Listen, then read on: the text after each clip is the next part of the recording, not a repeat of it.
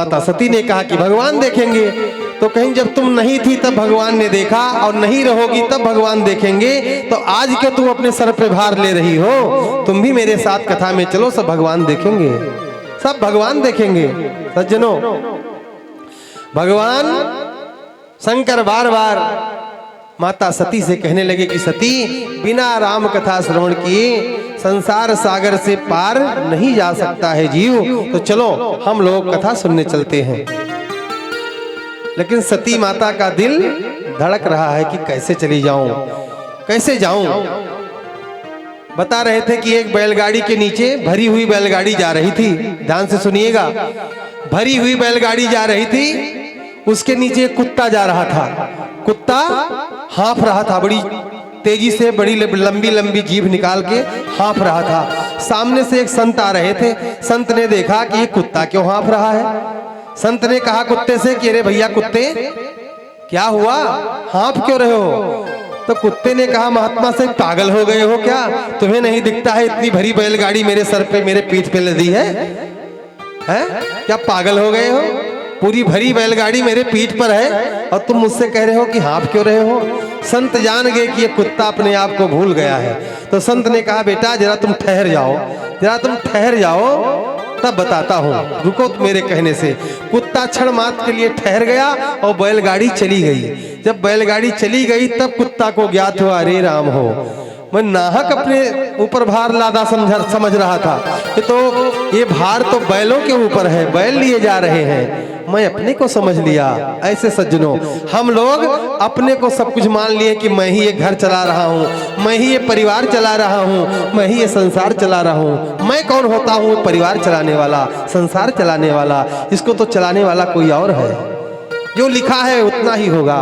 ध्यान से सुनिएगा, अब कथा का रस आज से प्रारंभ हो रहा है, अंत तक बड़ा आनंद आएगा आप लोगों को। महात्मा के कहने से वो कुत्ता रुक गया और समझ गया कि नाहक मैं अपने सर पे भार समझ रहा था, इस संसार को चलाने वाला तो कोई और है। यही बात सती से देवाधिदेव महादेव बार बार कहते हैं कि सती चलो, आश्रम को कोई देखेगा जो देखने वाला है, चल के हम लोग कथा सुनो, श्रवण करेंगे। कहते हैं घर का मुखिया था,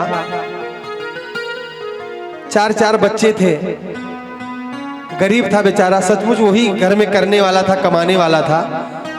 तो एक दिन बहुत परेशान दिख रहा था, गांव में संत आ गए।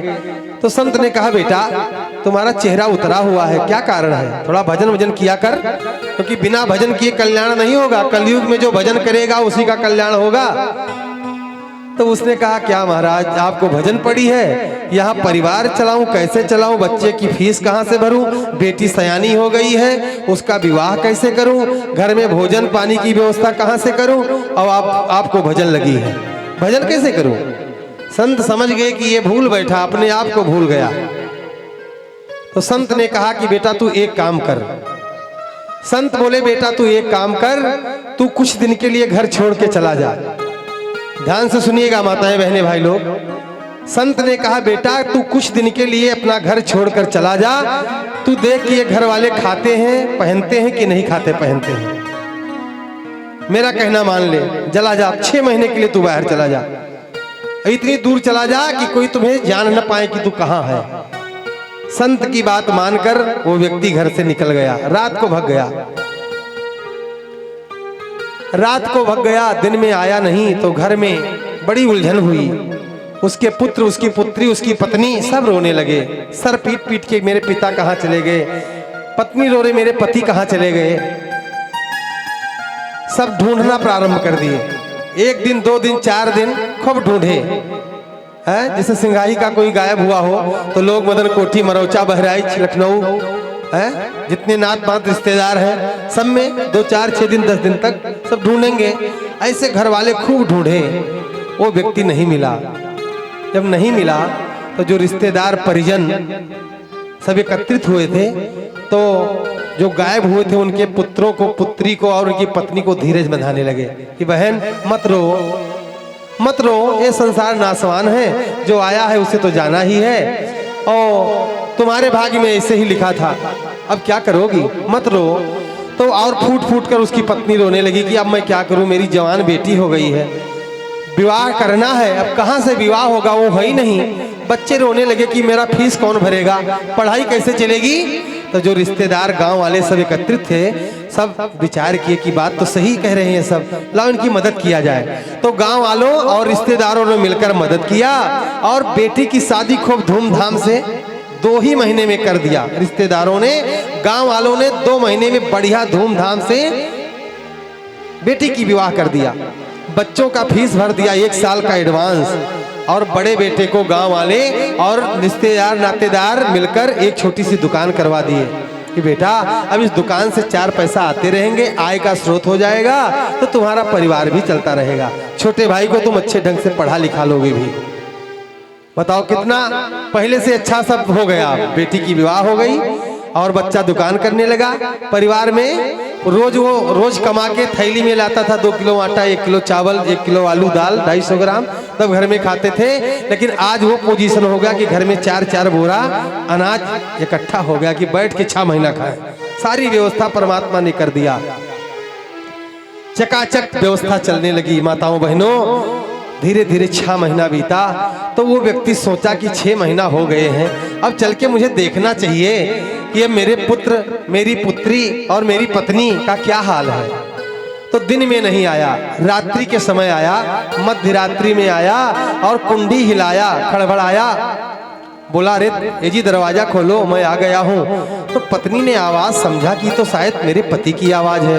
अरे राम हो, क्या भूत हो गए, क्या प्रेत बन के आ गए क्या। तो बच्चों को जगाने लगी, ए बच्चा उठो, ए बेटा उठो, तुम्हारे पिता की आवाज से कोई बोल रहा है, जैसा लग रहा है कि वो प्रेत बन के आ गए हो।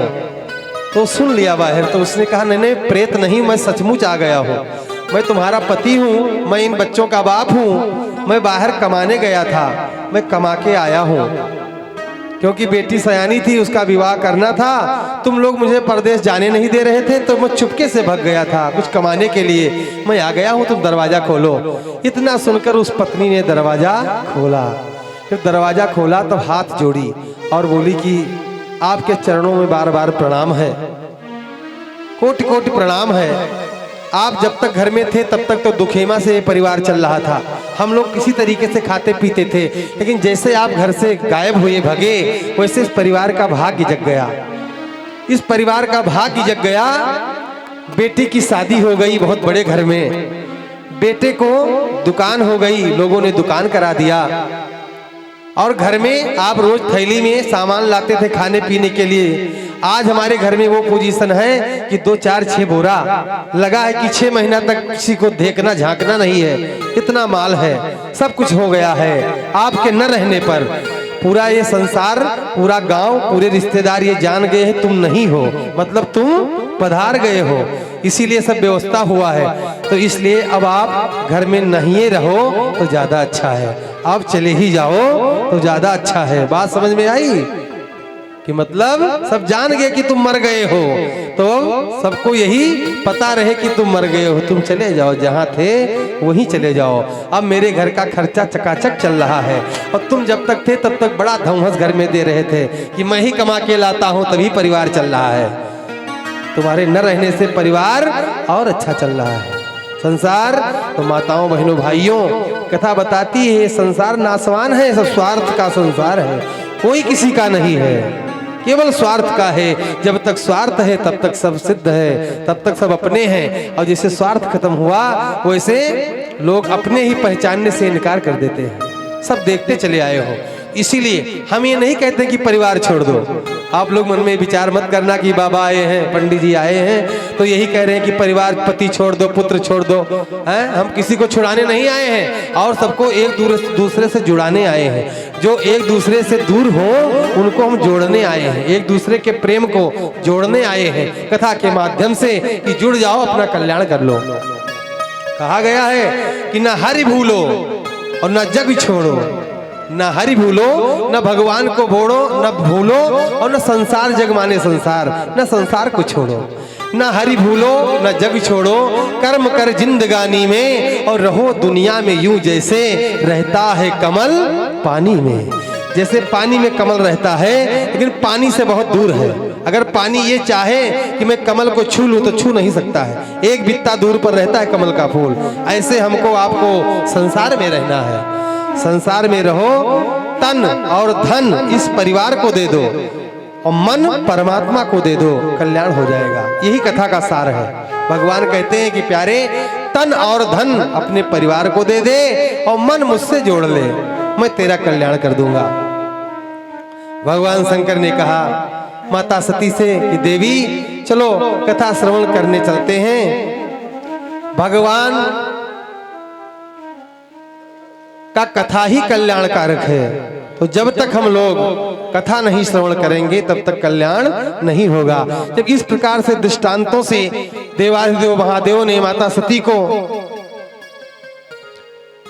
जगाया, तब माता सती भगवान शंकर के साथ कुंभज जी के यहाँ कथा में चल रही हैं। गोस्वामी जी ने चित्र खींचा, लिखा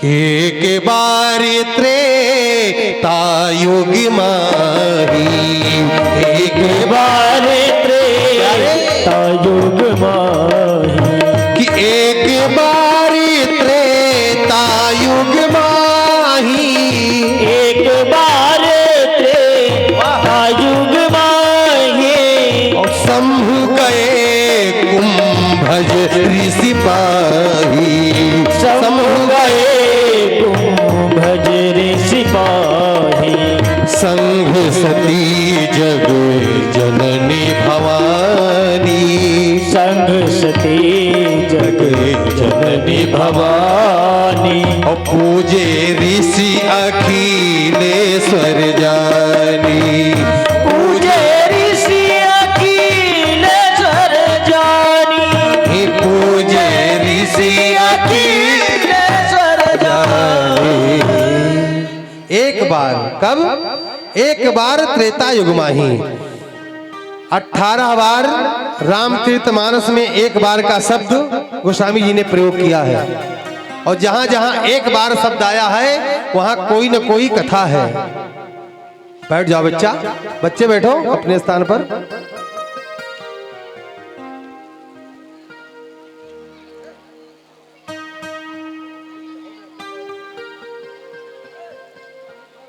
सज्जनों, रोशियावर रामचंद्र की जय। बिच्चे बिच्चे आप लोग जयकारा लगाते रहे, क्योंकि कुछ आ जाते हैं दुर्गुण, सर पे बैठने लगते हैं, तो उनको हटाने के लिए जयकारा होता है। एक बार पुनः जयकारा, बोलो सियावर रामचंद्र की जय हो। तो गोस्वामी तुलसीदास जी कहते हैं कि एक बार त्रेता युग माही, शंभु गए कुंभज ऋषि पाही। कुंभज जी के आश्रम में देवाधिदेव महादेव कथा श्रवण करने के लिए माता सती के साथ चले। कैलाश सबसे ऊपर है, सबसे ऊपर कैलाश है। देखो कथा ध्यान से सुनिएगा। सबसे ऊपर कैलाश पर बैठे भोलेनाथ, और दक्षिण भारत में सबसे नीचे कुंभज जी का आश्रम है, सबसे नीचे। तो कथा के रसिक जो होते हैं वो ऊपर से चलकर नीचे चले आते हैं कथा श्रवण करने के लिए। और बहुत से लोग तो कथा में आते हैं यही देखने कि पंडित जी कैसे हैं, बाबा जी कैसे हैं, कहाँ से आए हैं, गोरे हैं कि काले हैं कि सांवले हैं, कुछ जानते हैं कि नहीं जानते हैं, क्या सुनाएंगे, यही सब देखने आते हैं। महापाप है सज्जनों। भगवान की असीम कृपा हुई है, तब किसी व्यास को व्यास पीठ पर भगवान ने बैठाया है। मैं कौन होता ही व्यास पीठ पे बैठने वाला, ये कृपा उसकी है, वही नियुक्त करता है। सबका कार्य अलग अलग है, वो नियुक्त करके मुझे बैठाया है। और मैं यहाँ आया हूँ तो भगवान की ही चर्चा करने आया हूँ। कुछ अपनी चर्चा नहीं करता हूँ कि अपने पुत्र की, अपने परिवार की, अपने संसार की चर्चा कर रहा हूँ, केवल भगवान की ही चर्चा करने वाला है। और हरि अनंत, हरि कथा अनंता, भगवान की कथा अनंत है और कहने वाले अनंत हैं। एक से एक विद्वान है, माताओं बहनों भाइयों, संसार में कहने वाले अपने अपने हिसाब से सब कहते हैं, लेकिन जिन पर भगवान की कृपा होती है वही कथा करता है, वही कथा गान दान करता है। तो भगवान शंकर साक्षात भगवान भोलेनाथ होकर होते हुए भी कथा श्रवण करने कुंभज जी के आश्रम पर आ गए। सती के साथ, माता सती साथ में है। संग सती जग जननी जान भवानी, सारे संसार की माँ भवानी, वो भी भगवान भोलेनाथ के साथ। और जैसे आश्रम में पहुंची वैसे कुंभज जी कथा कह रहे थे, जब देखे कि साक्षात देवाधिदेव महादेव माता सती के साथ पधारे हैं, तो अब जब भोले बाबा आए गए तो कथा पीठ से उठकर और सम्मान में प्रणाम करने लगे। कुंभज जी जैसे प्रणाम किए वैसे माता सती के मन में विस्मय हो गया कि ये बाबा कुछ जानता वानता है नहीं, इसीलिए व्यासपीठ छोड़कर मेरे पति को प्रणाम कर रहा है, मेरे पति को प्रणाम कर रहा है कि बाबा मैं कुछ जानता नहीं हूं, आप आ गए हैं कथा श्रवण करने, तो मैं आपका थोड़ा पूजा पाठ कर लूं, इसीलिए विनती करने नीचे उतर आया है। और संग सती बाबा ने चित्र खींचा कि संग सती जगी जननी भवानी, संग सती जग जननी भवानी, पूजे ऋषि अखिलेश्वर जानी, पूजे ऋषि अखिलेश्वर जानी, पूजे ऋषि अखिलेश्वर जानी, पूजे ऋषि अखिलेश्वर जानी। कुंभजरी अगस्त जी महाराज व्यासपीठ से नीचे उतरे और माता सती और देवाधिदेव भोलेनाथ की पूजा की, पंचोपचार से पूजन करके आसन पर बैठा दिया। सज्जनों, अब एक कथा बताती है, हमारे शास्त्र कहते हैं कि यत्र नारी पूजन्ते रमन्ते तत्र देवता। जहां नारी की पूजा होती है, जिस घर में नारी की पूजा होती है, वहां देवताओं का वास होता है।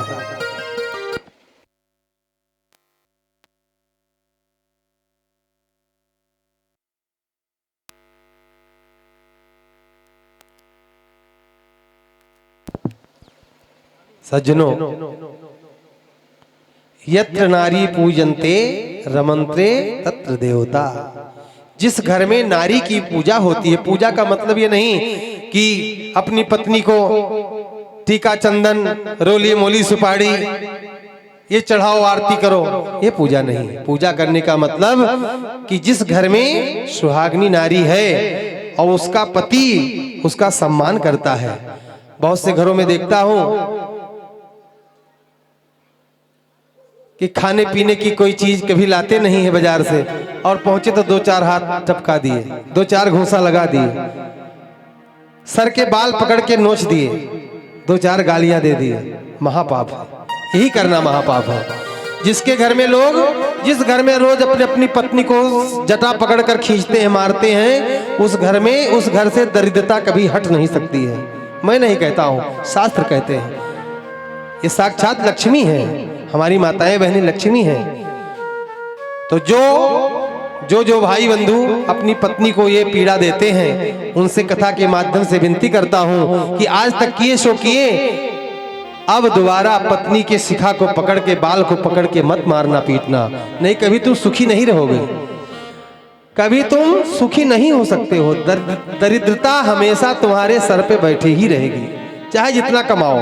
कभी दाल तो लोन नहीं, लोन तो तेल नहीं, कुछ न कुछ घर में लगा ही रहेगा। ये हमारी माताएं साक्षात लक्ष्मी है। ये किसी की बेटी है, किसी की बहन है। आप विचार करिए, अपनी बहन को किसी के घर भेज दो, और अगर तेरी बहन को कोई, तेरा बहनोई या तेरे बहनोई का भाई या उसका ससुर अगर प्रताड़ित करे, मारे पीटे गाली दे, और बहन रो रो के अगर अपने भाई अपने पिता को फोन कर दे, तब तुम बताओ तुम्हारे दिल पर क्या बीतेगी। उसी प्रकार तो तेरी पत्नी है, वो किसी की बहन है, किसी की बेटी है, तुम्हारे घर आई है, उसका सम्मान करना, इज्जत करना, क्योंकि जन्म से ही ये देवी कहलाई है। अगर किसी के घर में बेटी जन्म ली तो घर वाले जाते हैं ब्राह्मण के पास कि महाराज जरा पत्रा देखो, जरा नाम विचारो, क्या नाम है। तो पंडित जी नाम विचारते हैं और कह देते हैं इसका नाम कमला देवी, इसका नाम शांति देवी, इसका नाम अखिलेश्वरी देवी। कहते हैं कि नहीं कहते? देवी लगा देते हैं, नाम के आगे देवी, नाम के आगे देवी लगा के ही आई। साक्षात लक्ष्मी स्वरूपा है हमारी बहनें माताएं। इनको गाली देना महापाप है। राम कथा का सार यही है सज्जनों। इस कमेटी से और यहाँ बैठे हुए सभी बंधुओं से, माताओं से, भाइयों से, जहाँ तक ये वाद्य यंत्र के द्वारा आवाज जा रही हो। आज कोई आया था वहाँ मिलने, बता रहा था कि महाराज कथा में तो मैं जरूर नहीं आया, लेकिन जब तक कथा चली तब तक एक एक शब्द सुना हूँ, एक एक शब्द सुना हूँ महाराज, भूला नहीं हूँ, कहो बता दूं। तो हमने कहा ठीक है भैया, वहां सुने अच्छा किए, लेकिन सुन लो, टीवी में गंगा जी का दर्शन होता है। जब अपने घर में हम लोग टीवी लगाते हैं, माघ में जब मकर होता है, जाते हैं साधु संत लोग, खूब प्रयाग में गंगा जी डुबकी लगाते हैं, और बहुत से लोग जाते हैं डुबकी लगाने। हम लोग जो नहीं जा पाते, अपने घर में टीवी लगा के देख रहे हो दृश्य कि लोग डुबकियां लगा रहे हैं, दर्शन हम लोग घर से कर रहे हैं। तो क्या गंगा नहाने का फल मिल जाएगा टीवी देखने से? नहीं, जब तक गंगा जी पहुंचोगे नहीं, डुबकी गंगा जी में लगाओगे नहीं, तब तक वो आनंद और पाप से मुक्त नहीं हो सकते हो भैया। तो घर में सुने तो ठीक है, लेकिन कथा सत्संग हाल बनाया गया है। यहाँ ये कमेटी के बच्चे सब मेहनत करके अपने धन को एकत्रित करके पंडाल लगाए हैं आप लोगों के लिए कि कम से कम आओ, हमेशा थोड़ो आना है, आपको तो हमेशा अपने कार्य में लगे रहना है। कुछ समय मिला है, थोड़ा आके इसका शोभा बढ़ाओ और कथा श्रवण करके अपने जीवन को धन्य करो, इसलिए है। तो वो बोले थे आऊंगा, अब आज आए कि नहीं आए तो दिख नहीं रहे हैं। चलो कोई आएगा अपने लिए, मेरे लिए थोड़ा आएगा। तो सज्जनों, ये हमारी माताएं पैदा होते ही देवी स्वरूप में आ गई हैं। कमला देवी, विमला देवी, शांति देवी, अखिलेश्वरी देवी, ये कहा गया है। और भाइयों का नामकरण भी जब कोई पुत्र पैदा होता है तो उसके लिए भी जाते, महाराज पुत्र पैदा हो, इसका नाम बताओ।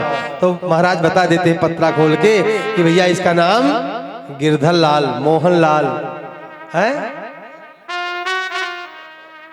मुन्नू लाल, पप्पू है, घनेश्वर, यही बताते हैं। ये नहीं बताए कि घनेश्वर देवता, पप्पू देवता है, निरहु देवता, किसी में लगा नहीं लगा। ये देवी पहले से बन के आई हैं, इसलिए शास्त्र कहते हैं कि यत्र नारी पूजन्ते रमन्ते तत्र देवता। जिस घर में नारी का सम्मान होता है, नारी का सम्मान होता है, उस घर में देवता वास करते हैं। और जिस घर में देवता वास करेंगे वहां गरीबी कैसे नहीं आ सकती है। सज्जनों, तो कथा के माध्यम से यही बताना है आप लोगों से कि आज तक जो अपनी पत्नियों का, अपनी माताओं का अपमान किए वो किए, लेकिन आज जो कथा में आए हैं, कथा श्रवण कर रहे हैं, आज से बदल जाना, अपने आप को बदल देना